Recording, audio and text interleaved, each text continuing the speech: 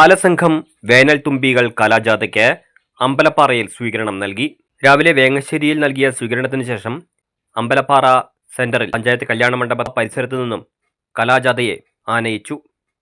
Ambalappara ALP സ്കൂളിൽ നടന്ന സ്വീകരണ പരിപാടിയിൽ CPIM LC secretary CC Rajan, area committee അംഗം രാധാകൃഷ്ണൻ മാസ്റ്റർ എന്നിവർ വേനൽ തുമ്പികളെ അനുമോദിച്ചു.